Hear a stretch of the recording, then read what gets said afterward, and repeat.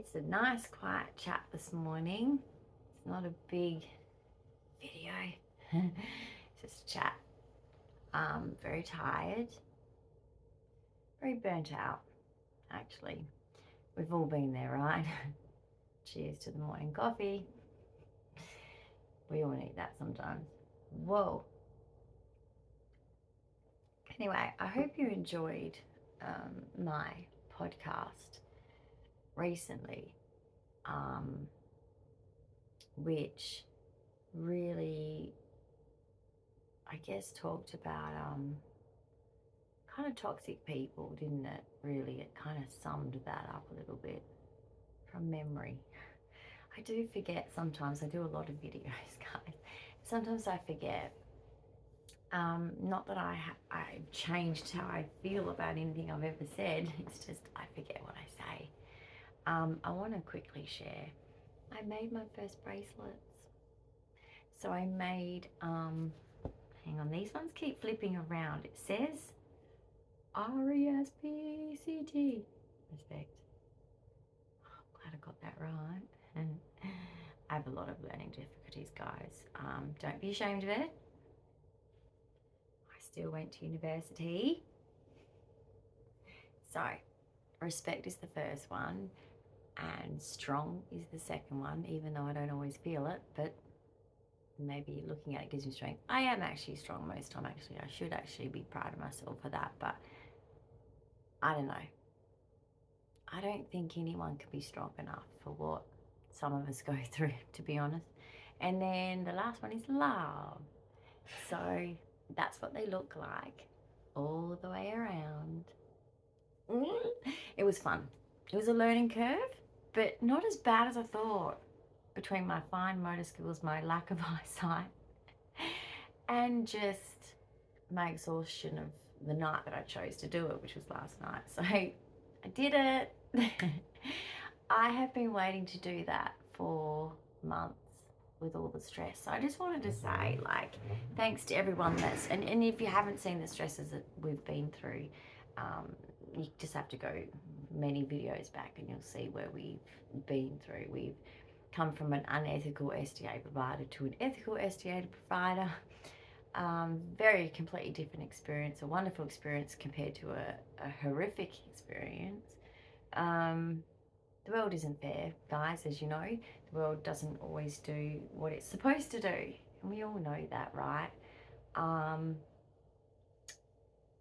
And then at the same time, in the background, I'm fighting the health system, because as an adult person with 22Q in my state of Australia, Western Australia, I don't have a specialist, which puts my life at risk in so many ways. I have so many, like I've got my doctor fighting for me and an advocate and lawyer and all the rest of it to keep me safe, because I'm not getting the best of treatment. When you're rare, there's a lack of knowledge. Duh, right? That's kind of, well, it should be obvious, but it might not be, so I need to mention it. Second, the world's in crisis financially, so it's not like they're going to be keen.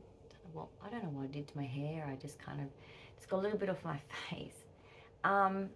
But unfortunately,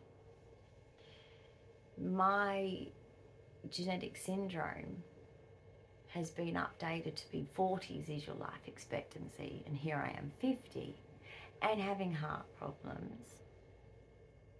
And there's things that people don't talk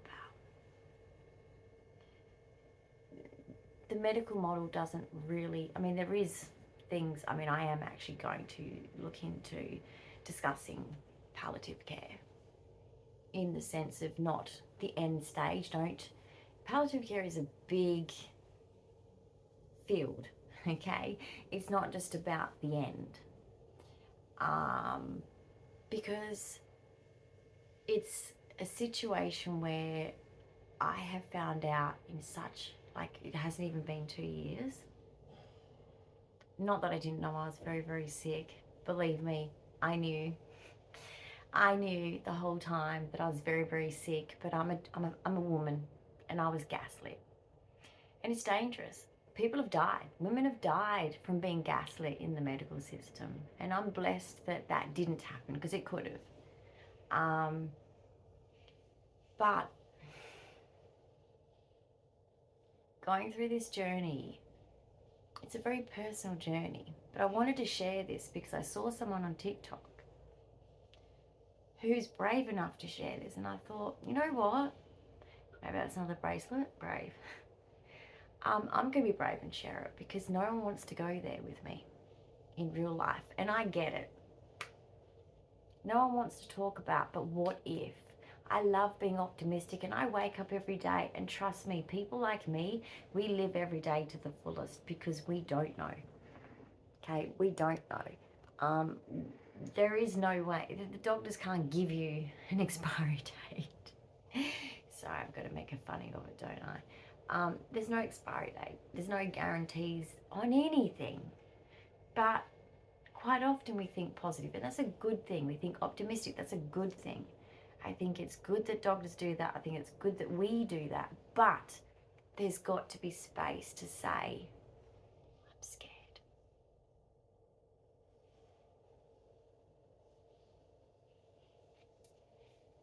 There's got to be someone to talk to say, I'm scared. For me, for my kids, my grandkids, my family, the process, the unknown. I'm scared. So I feel that when you live this lifestyle and risk factors that I have, you can't always just ignore it. Especially when you get to 50 with this particular syndrome. I can't be complacent.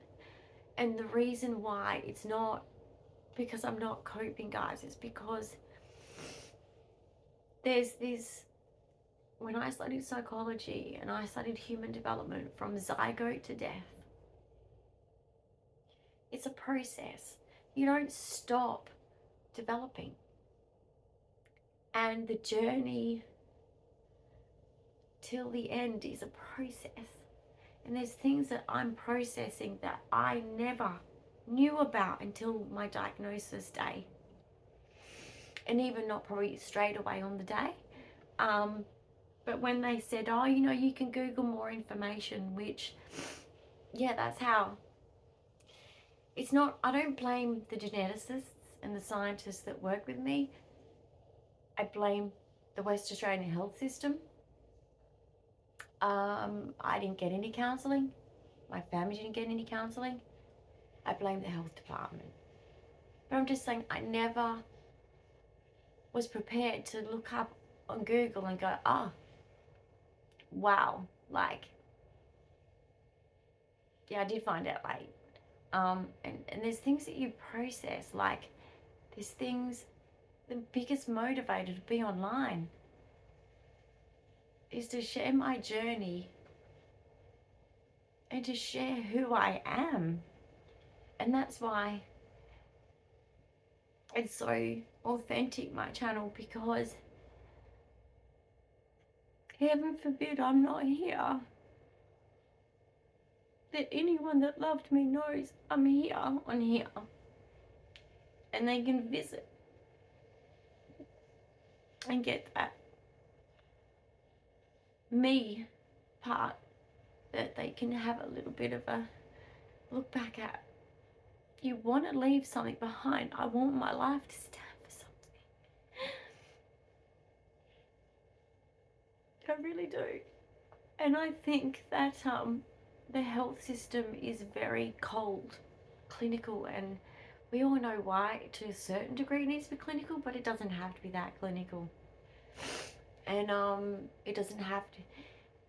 I guess also it's a bit like what some cancer patients have said, and I agree with the ones that say this, but not saying that if you're different to this as if you've got cancer, you don't have to be a hero.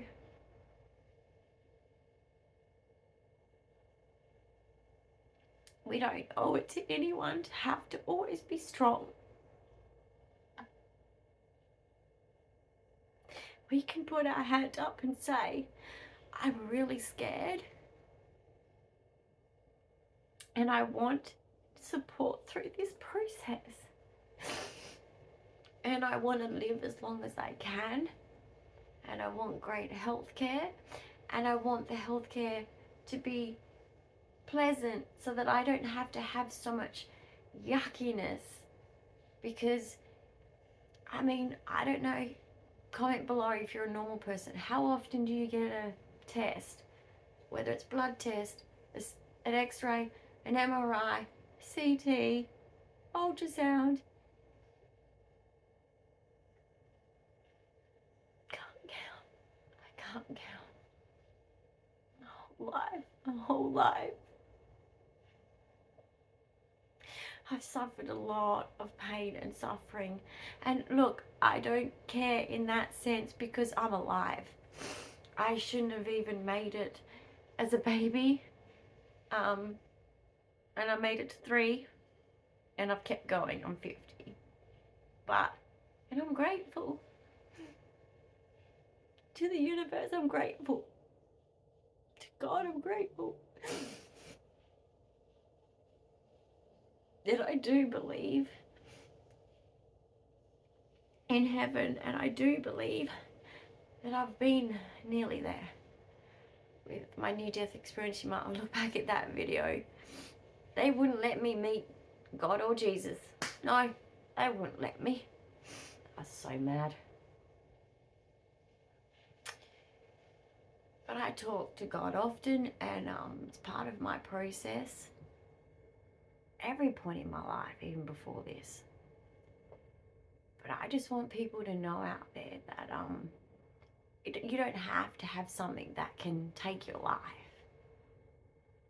It's okay to not be brave.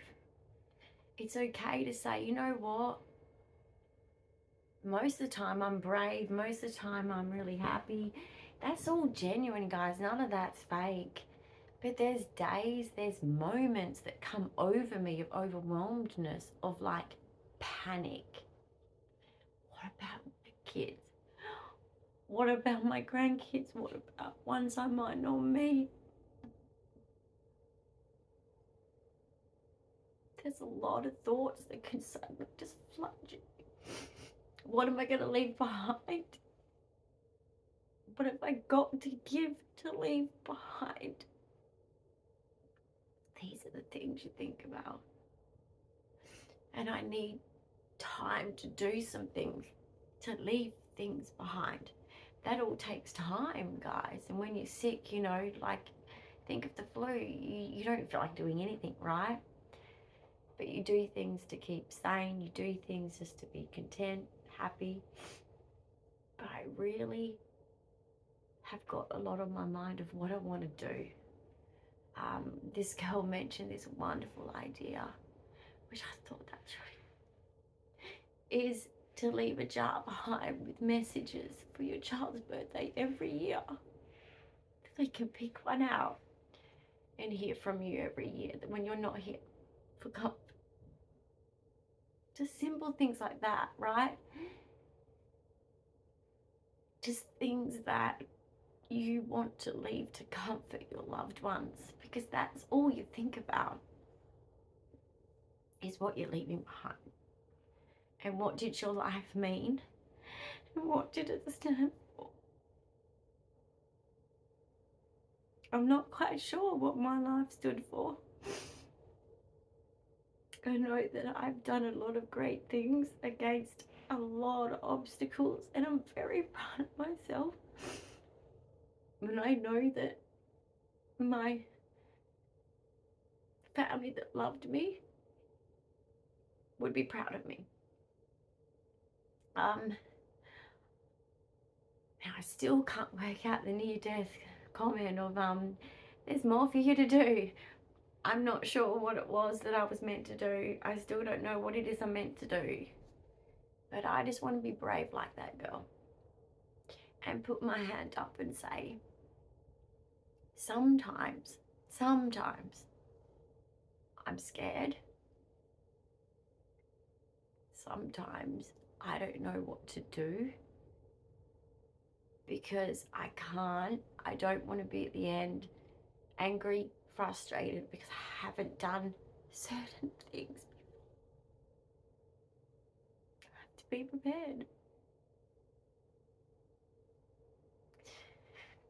Because I have adult children that probably have not allowed themselves to even think about the reality of the situation, and I blame once again the health department for that, because none of us had enough warning. No one did. We went from chronic illness to, well, you're you're at risk of, this platform's difficult to discuss things in exact words. You know, it went from something, meh, that's okay, as long as I do all these things, I'll be fine. It's changed, and I blame the health system for that, because I can't prepare. I can't undo how their brains think, and they're young. And not saying that every young person's the same. There's some wise old souls, and also I don't want them to be caught up on it. I don't want to take away their normality of what they need in life, which is normality, which is the growth of whatever age group they are. So I'm glad about that, even though it breaks my heart to not have that connection and support. As a mum, I'm grateful that they just get to live life. But it is hard. And so there's a lot that I have to process. And so I have decided to look into palliative care, like counselling is probably the only thing I can think of that I feel I need at the moment, so that I don't upset other people, as you can imagine it would be, right? That I can talk to and just say, hey, there's a lot of things going through my head and I just want to dump it out there.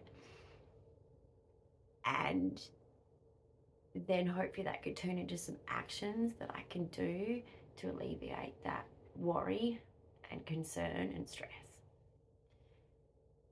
And if you're in the same situation, I recommend you do whatever you need to do. And if this has given you an idea to do the same, then do it. Because one thing I learned in psychology is the people that have lived a full life, at the end, the death process is easier. Otherwise, it's harder. You can end up very angry, very uncomfortable, like very distressed, because there's things unsaid, there's things undone, there's things left. I don't know, like you're unprepared. And I think preparation can avoid all of that pain and suffering for yourself, but more so, especially when you're a mother, a grandmother, and there's people that you know, not everyone. I guess the fact is, not everyone dies young. It's just a fact. It's not normal. So it's just a weird situation. So if this helps anyone out there, I guess I'm paying it forward from someone helping me out there. Like she said, if I could just help one person, she's helped me. And if I can do the same, then good. Because I think that when you're young and sick, you can get easily dismissed. It's very easy for the system to just get caught up in looking at you physically and just, or your age, whatever, and just going, yeah, she's fine. And yet we know our own reality, that's not the case. And our body knows too. And our body tells us a lot more than what, and we all know this. Doctors should listen to us a lot more than what they do. our body has the alarm bells. Our body tells us a lot about our health, but that helps them to determine our health. And they do the other more complex stuff, you know? They know a lot more about the body. We can only report what we feel. So I hope this has just done something in a way of, this is a real thing. And it doesn't get talked about. Because be optimistic. Don't be negative. It's like as if you speak it, something bad's going to happen. It's not how it happens. What's going to happen is going to happen anyway. And it doesn't matter, like, if you end up not needing to be so prepared yet. It doesn't matter. The fact is it's real.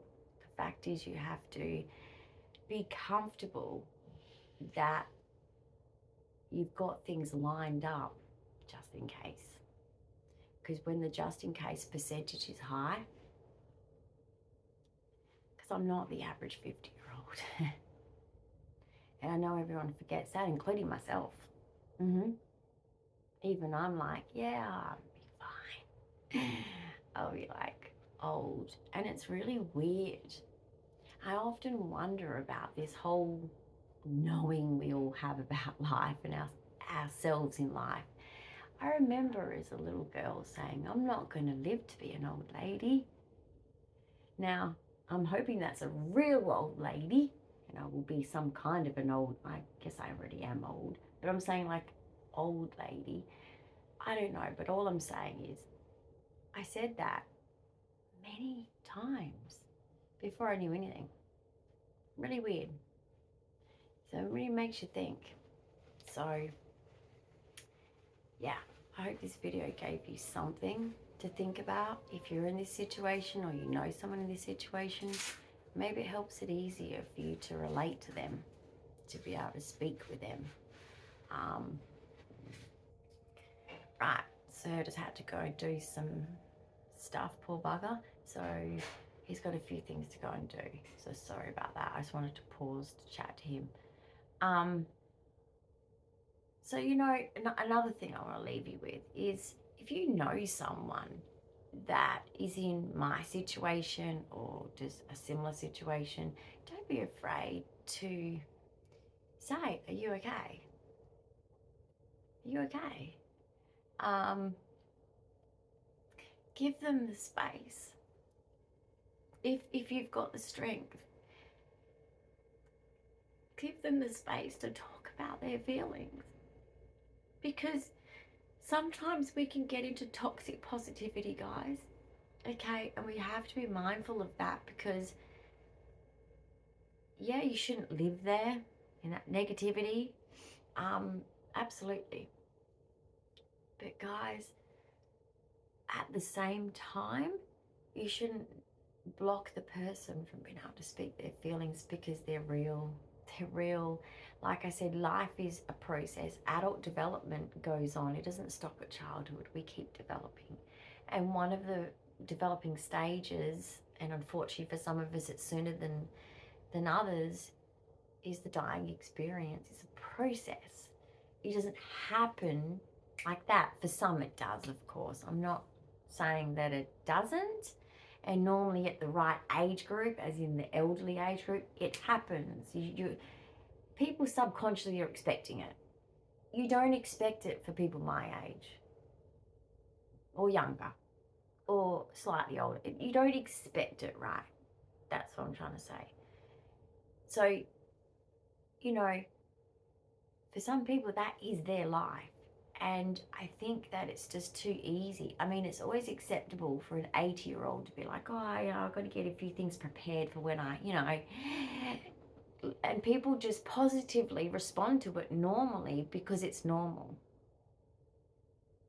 For me, it's normal to be at this phase because I have a syndrome. So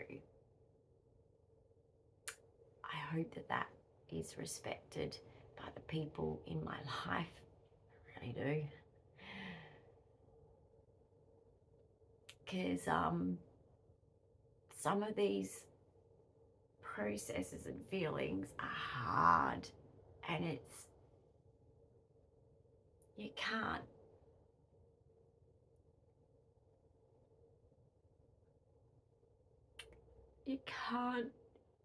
put yourself hypothetically in that position, because it wouldn't work, trust me. And the things that you really want the most is not the big stuff. I want to travel Europe, I want to, no, it's the little things, it's the little tiny things that you're going to miss, that you think about. Oh, look, he's back.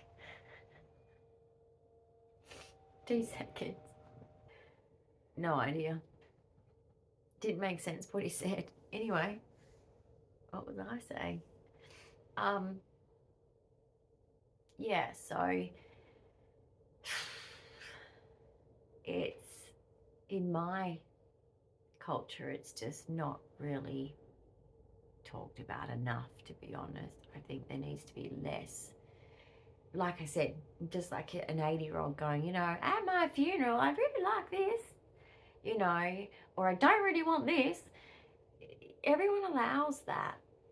If I said it, they'd go, oh my God, stop. Even on this girl's profile on one of the platforms, you know, the things that people say,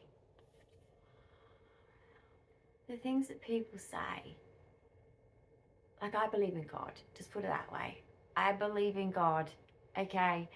And there's a special place for people like that. The way some people treat us, guys, you have no idea. People will spit on your grave. It's the world. Sorry if this is not up your avenue, but the world needs Jesus.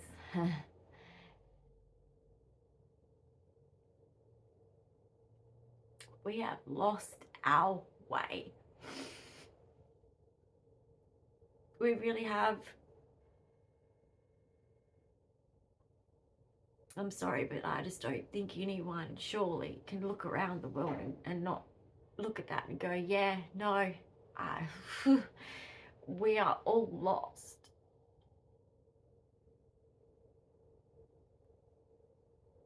And like I said, I have never really lost my strength in God. Never.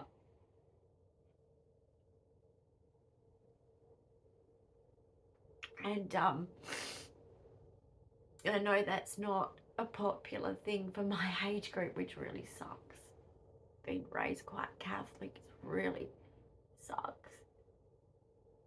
Because I do believe, and I do think that the reason for a lot of stuff in life right now is we've lost our way. What we do, and we think, oh, see, we did this and we're not supposed to, but nothing happened.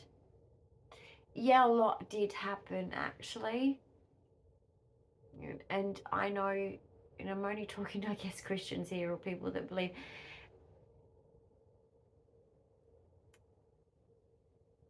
You guys know what I'm talking about. How can you not believe, with steering so far away from it, what's now become? It's terrible. People are just suffering. Look at the wars. That's not okay.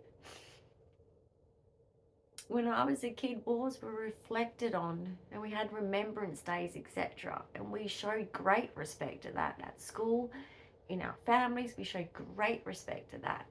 I have an uncle who was in the Air Force, who I was terrified for in serving for my country. And people now are just desensitized. It's not okay. And I'm not on either side. It's not okay. And this is the world we live in, and it's really hard when people are so desensitized too, when you're going through, like what I'm going through, to have people just understand, listen. They're so desensitized.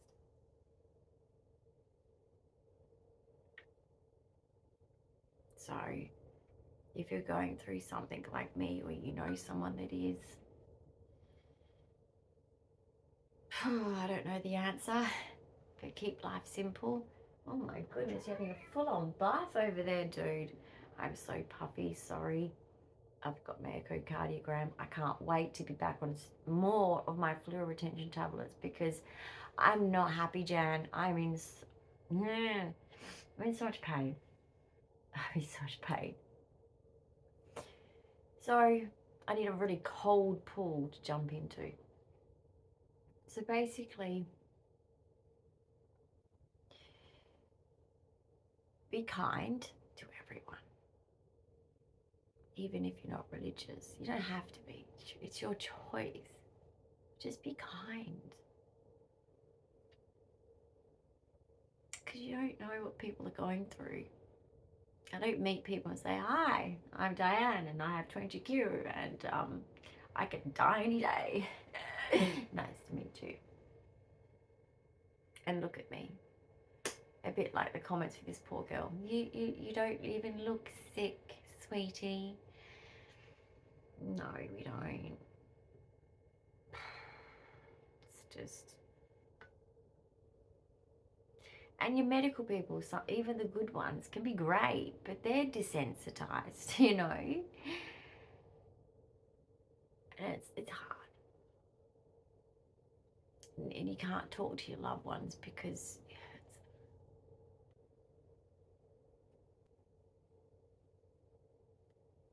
sometimes you don't have the words even to describe some of the process.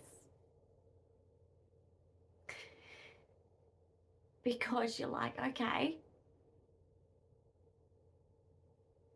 what's after this? And I do believe in heaven, but what is that like? I mean, it's not like he's made it clear, is it? And have I been good enough? I'm a Catholic, I'm scared, like I was raised Catholic. In that mentality, my mum went to a Catholic boarding school. I'm scared of going to hell.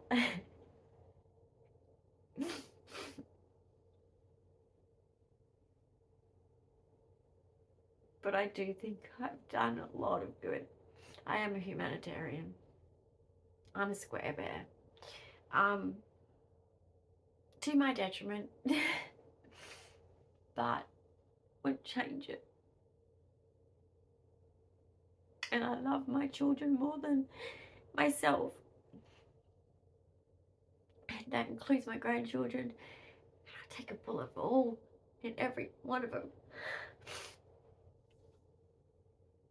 It kills me inside, spiritually, not physically, to even think that any of them are going to need me and I won't be there. That is the biggest.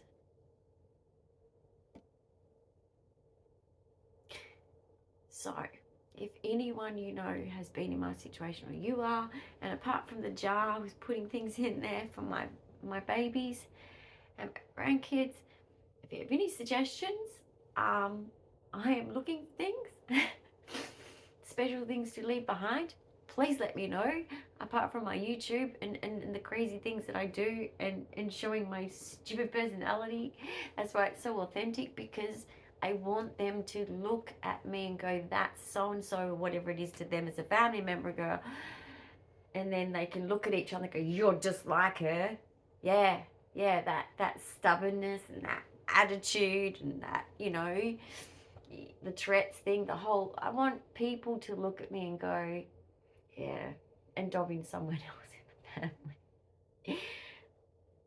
I want them to look at this and laugh at the jokes, at the me, because that is the me that would go to work and have people say, why are you so chirpy? It's annoying. And I'm like, how can it be annoying? But I guess it can. I think it's part of autism. There's just this constant happiness and it does annoy people. I'm sorry. I really am sorry.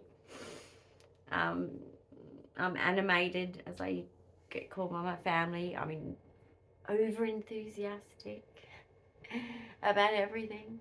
But I guess maybe that little girl knew to live her best life every day, and I did.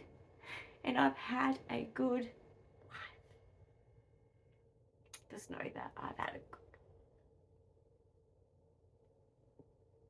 I've experienced probably a really good amount of things, and I'm grateful, so grateful for what I've experienced. I've been to Europe, been to South Africa. I got 2 beautiful children. I got to be a mum.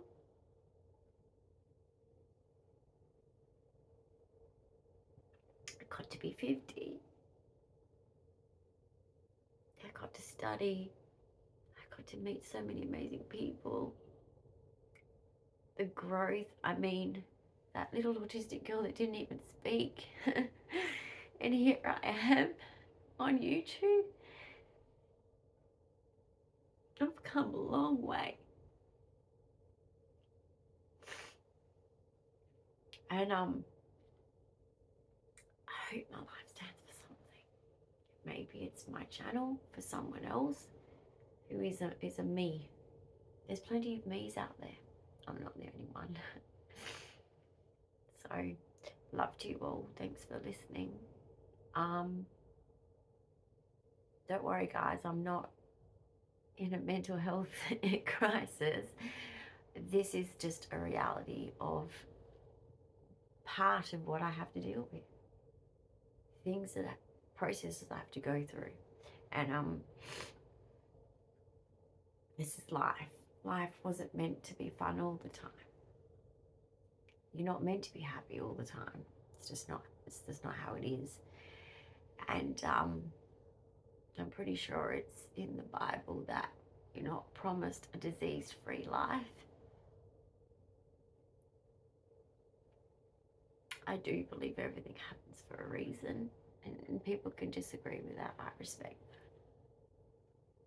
But I do believe my life had some purpose.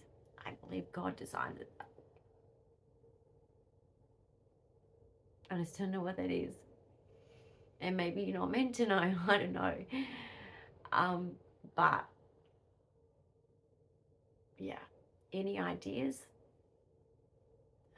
Comment below, because I'd like some. Because when I'm processing these things, being constructive, like doing the jar, will be my first probably project. Sorry, my first project, and I'm sure there's more that I could do. So if you have any tips, let me know, because it might just be something that is like, oh, cool, yes. And thank you for subscribing to my channel and following my journey. Yeah, I know that word's annoying. I find that word annoying. It really does help me, because I want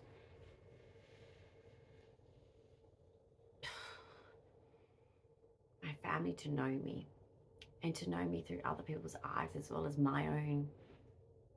They're seeing me through the screen. They'll hear stories from everybody else, and then they can put it all together. Because this is my living journal, really. This really motivates me to be here. Otherwise, trust me, I probably wouldn't be, because I am quite ill, and I do get quite tired from it all. But I love you guys. I love chatting to you guys. I have so much respect for you all. I've met some beautiful people through here, and I do believe that this is a way of, it's better than TV, because it's real people to real people, because the world wasn't intended to sit and watch TV. We're intended to connect. And I'm trying to bring that back. And I know it's kind of silly through this, but I'm trying to get around that stupid system of anti-social media and make it social media. So I genuinely do care. I can't kind of reach out to everybody, but like one-on-one, but I can at least do it this way. But yeah, just put the phone down and make sure you're getting the actual experience. I'm the X generation, and I'm so grateful because I knew life before social, anti-social media, and yeah, get out there and go for a hike. Hug a tree, even if it makes you laugh, just for the laugh. If you don't think that it's like, I was told to talk to trees. It's therapy. Okay, talk to a tree. You got a problem? I mean, as a kid, I used to ask my auntie. The tree didn't respond. She used to look at me like, you're an idiot. Para, you're an idiot. Autistic. But seriously, guys, just get out there and just, yeah. There's more than just materialism and TV and things and your job and what your title is. And there's more than that. There's more than that. I was an explorer before I got too sick. Okay, hiking was my thing. Just getting out there, just like discovering new places, playing in the creek. Heaven. So go do that. Please make sure, even if you're not the kind of person that does that, just give it a go. Just give it a go. Get back to me, let me know what you thought. And particularly make sure that the younger generation do that. My kids, listen. Make sure you make time to take your kids in nature.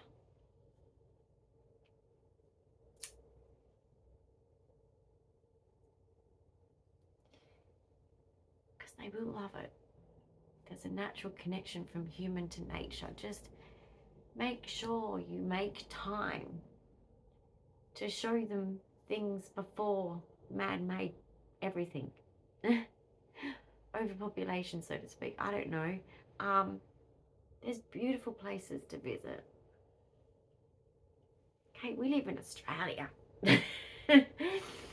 There's a lot of cool places to visit. So, anyway. And yeah, it's really special what some people have shared with me. Like Jessica, one of my friends I've made on here, she's shown me her walks in the meadows in Germany. Guys, best thing ever. When you're lying in bed and you no longer live in the country. It's wonderful. So, that's my message. Serious video. Apologies for that, but not apologies for that, because this is real life. Not everything's roses and sunshines and rainbows and unicorns and you know, cake. Chocolate cake. It's not all about that. Sometimes it can just be serious. And that's why if you're around elderly people, you know, just do things for them at the checkout or smile at them. They love it, okay? They really know what life's about. They can teach you a lot, okay? Don't forget about your elders. They knew life before, like I say, I know life before internet. They know life before things I didn't know. It's invaluable information that then you can share with your kids. It's what some people have been through is amazing. Anyway, I could go on forever. Storyteller. I've lived a good life, and I'm glad that I was raised, especially with my Uncle Ray, of, right, you've had your hour of TV, that's it, outside. I am so grateful. I used to hate him for it at the time, like, gosh, let me in, please. Nope. Grateful. I'm grateful for my mum being a gypsy and travelling, and I guess being spontaneous as much as it didn't match my autism. Oh, it didn't match my autism. But I got to have fun.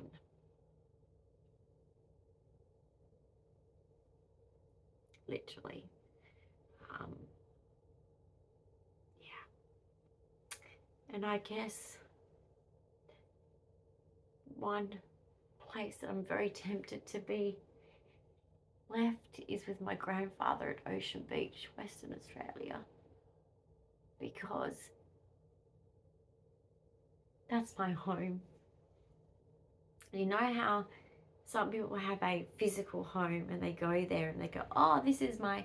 It doesn't happen right for our generation, right? Our parents had many homes. Our grandparents had many homes. So, for me, Denmark is my home. That's in Western Australia, not in Europe. So, yeah, that's... I need to go visit. I need to go visit and explore. Yeah. So, and if I do, don't worry, I'll film it. Definitely film it with a lot of stories. A lot of stories. I have a lot of stories there, a lot of memories. So anyway, guys, and my old farm, the house that my parents built, which is across from my grandparents, it's now like a homestead or something. People go stay there, and yeah, it's pretty cool. I don't know what's called though. But yeah, it's pretty cool. My dad fell through that roof. Yeah, that was funny, not funny. I remember the generator, lighting it up, and we nearly got exploded on. That's not the right way to say it, but you know. My brother actually saved us. Smart little cookie. I don't know how, but I just remember him pushing me back and dragging my mum back out of the shed, because we were... I don't know how the old generators worked, but I was just along for the ride. I was just like, well, power's gone out. We're out in the shed. We're trying to get the generator going. This is fun. It is. But, yeah. That's where my heart is. So, if you're from Western Australia, don't forget about Denmark, Western Australia for a holiday. There's a lot of rich people now that built houses there. There's nice places to stay. It used to just be a hippie town, okay? It's evolved. It's pretty trendy now. Weird. Anyway, a lot of well-known people came out of Denmark. You know why? There's a culture there. Be kind. That's the religion of Denmark. Be kind, share, and care.